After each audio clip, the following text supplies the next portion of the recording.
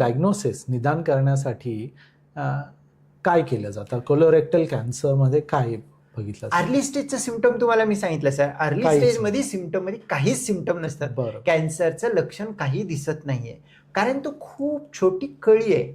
मग त्या कंडिशनमध्ये पकडण्यासाठी जगभरामध्ये जसं की अमेरिकन सोसायटी आहे, युरोपियन सोसायटी आहे, कॅनडाची आहे आणि त्यानंतर इवन ऑस्ट्रेलियन सोसायटी आहे, न्यूझीलंडची कोलोरेक्टल सोसायटी आहे. त्यांचं एक ओव्हरऑल जगामध्ये कॉमन केलेलं आहे की 45 काही जण 50 म्हणतात, 45 वर्ष वय 45च्या नंतर तुम्हाला काहीही पोटात त्रास नाही, म्हणजे असिम्प्टमॅटिक, ज्याला काहीच लक्षण नाही, तरी सुद्धा स्क्रीनिंग कोलोनोस्कोपी, कोलॉनला स्क्रीन करा.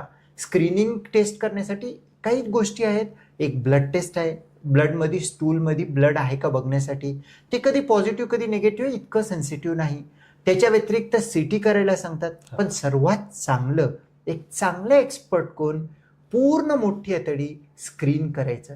आणि एकदा जर का स्क्रीनिंग केलं, जे आत्ताचं सध्या लिटरेचर आहे, तर त्या लिटरेचरवरून आपल्या एका बॉन्ड पेपरवरती जर का स्टॅम्प मारून पुढच्या 5-10 वर्षामध्ये कोलॉन कॅन्सर आपल्याला होऊ शकत नाही असं लिहून घेऊ शकतो. इतकी चांगली स्क्रीनिंग टेस्ट आहे.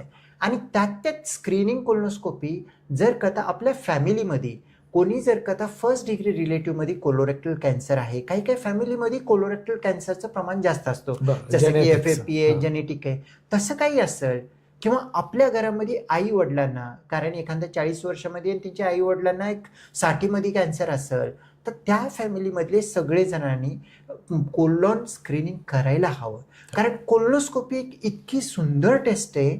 ती टेस्ट करत असताना थोडं डिस्कम्फर्ट होतं, पण जीवाला धोका नाही, त्याच्यामुळे काही हानी होतो बिलकुल नाही.